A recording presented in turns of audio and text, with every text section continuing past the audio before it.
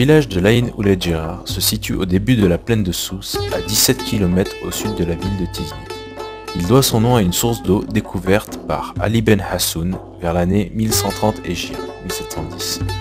Son climat est semi-désertique, adouci jadis par des forêts d'arganiers que l'on retrouve maintenant éparpillées sur les montagnes de la région du sud-ouest. La tribu d'Ouled Djerar remonte dans ses origines à la grande tribu arabe Ma'akil. Selon le célèbre historien arabe Ibn Khaldoun, ils sont issus du Yémen et ils sont venus au Maroc au début du XIIe siècle lors de la grande émigration des tribus Bani Hilal et Bani Sulaym. Ils se sont installés dans la plaine de Souss vers la fin du règne almohade. Ils étaient soumis au pouvoir saadite et prenaient part à leur guerre. La région d'Ouled Djerar leur permettait de contrôler les diverses routes commerciales se dirigeant vers le nord et le sud. Au XIXe siècle, la famille Bourhim accumula une richesse importante, prit le contrôle de la tribu Ouled Djerar et centralisa son pouvoir au village de l'Aïn. De nombreuses rébellions sévissant dans la région furent stoppées et un système d'imposition fut mis en place. Pour déterminer les origines exactes de la tribu Ouled Djerar, il est impératif de faire référence à ce qu'Ibn Khaldoun mentionna dans son œuvre Al-Ibar, quand il a divisé la tribu du Ma'aqil en 3 branches.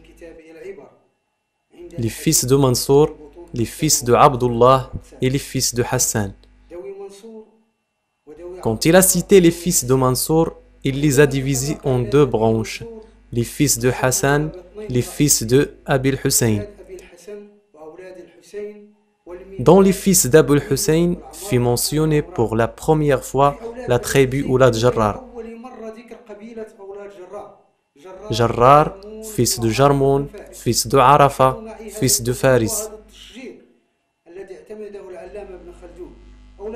Ils sont venus à la région à la fin du règne al-Mouahid,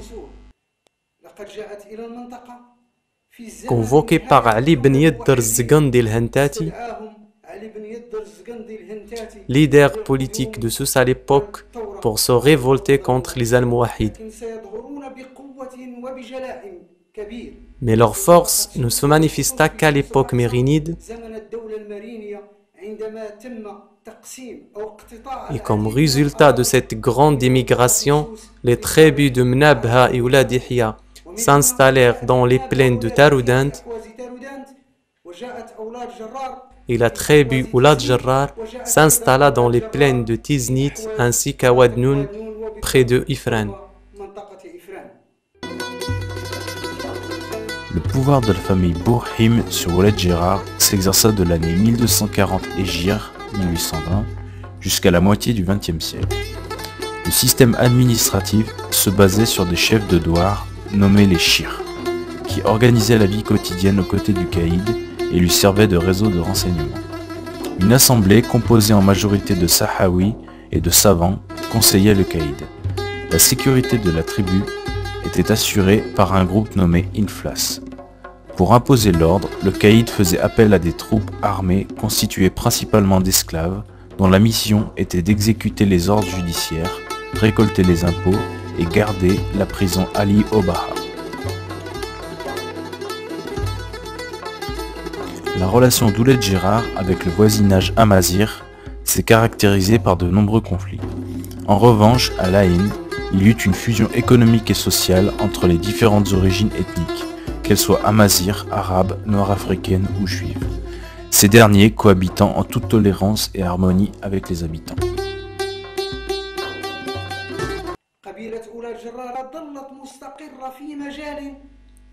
La tribu d'Ouled Djerar, avec ses origines arabes, était dans un environnement hostile.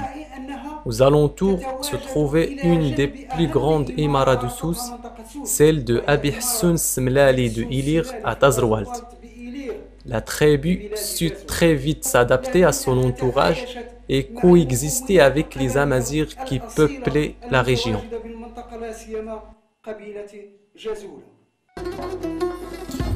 Même si l'intégration entre les différentes ethnies était lente, ses fruits étaient remarquables. La preuve se manifestant dans le dialecte djérarien local, où l'on retrouve la langue familière arabe, l'accent amazigh ainsi qu'un vocabulaire considérable de dialectes hassani-sahawi importés par des familles sahawi et changuites installées à l'Aïn, tels que les Argibat, les fils Abi Asiba, les Alshir, Malaynin, les Trerza et les Tekna. Les tribus sahraouis se sont installées à l'Aïn au début du XXe siècle. Ils ont immigré du Sahara marocain à cause des guerres civiles qui se déclenchaient de temps à autre. Ils ont influencé la communauté locale par leurs traditions ainsi que leur dialecte hassani introduit dans le dialecte gérardien.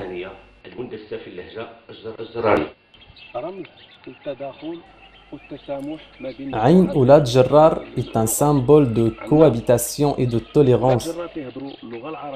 Les Gérardiens maîtrisent l'arabe, le dialecte amazigh et le dialecte hassani sahraoui. Ceci peut être considéré comme preuve de la tolérance qui règne à Oulad Jarrar.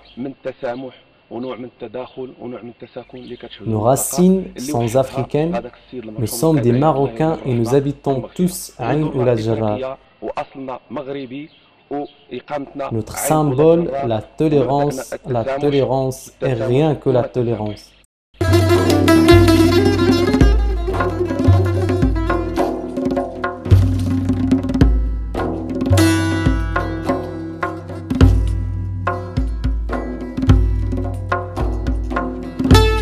Parmi les traditions que les Gérardiens pratiquent encore de nos jours, il faut citer le sacrifice du mouton à la grande fête musulmane.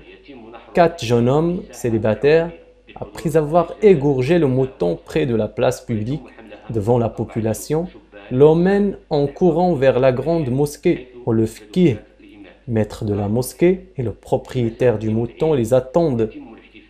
Dans l'après-midi, les jeunes de la région se déguisent.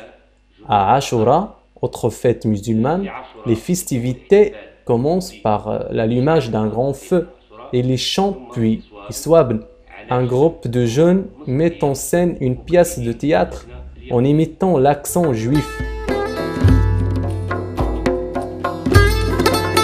La découverte de Aïn Hassoun, événement crucial dans l'histoire gérardienne, a permis le développement du pâturage, de l'agriculture, ainsi que la plantation de différentes sortes d'arbres, tels que les oliviers, les caroubiers et les palmiers.